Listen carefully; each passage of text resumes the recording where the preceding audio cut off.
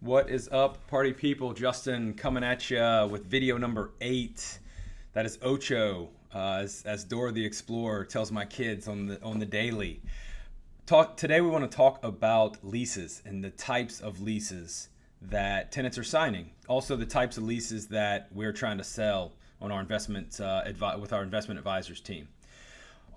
One of the things that you'll run across is there's just a different nomenclature people use throughout the country to basically describe the same thing.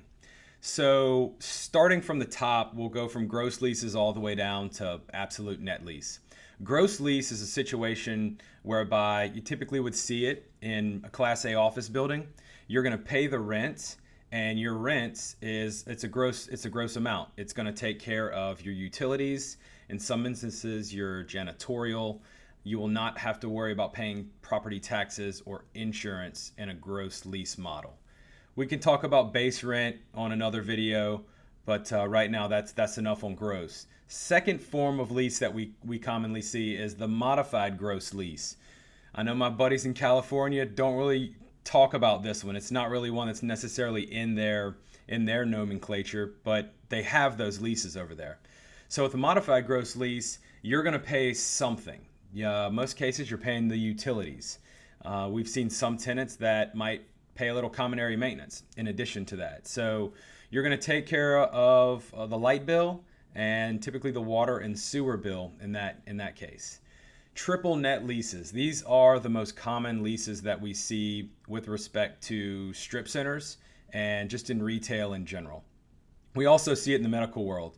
So triple net lease it's a lease whereby you as the tenant, you are going to pay for your base rent, your property taxes, your insurance, and the common area maintenance. You're going to pay a pro rata share of these. So if you're in 1,000 square feet in a 10,000 square foot building, you're going to pay for 10%, your pro rata share of those expenses. You've got double nets. Those are kind of like the long lost cousin of the triple net. Those would be situations whereby you're going to pay one of those nets. So you might pay the taxes in a double net scenario. You might pay the taxes in the insurance. You might pay the CAM. I mean, it's kind of a cornucopia of there's some variety in life in this lease structure. And then the last it's a landlord's favorite, and it tends to be an investor's favorite. It's the absolute net lease structure. What you get there is a landlord with zero responsibilities. So as the tenant, you're going to take care of everything. Base rent, property taxes, insurance, common area maintenance on the property. You're also going to take care of roof and structure as the tenant. So you see this with more institutional plays, your pharmacies, maybe some of your large industrial build-to-suits that we put together.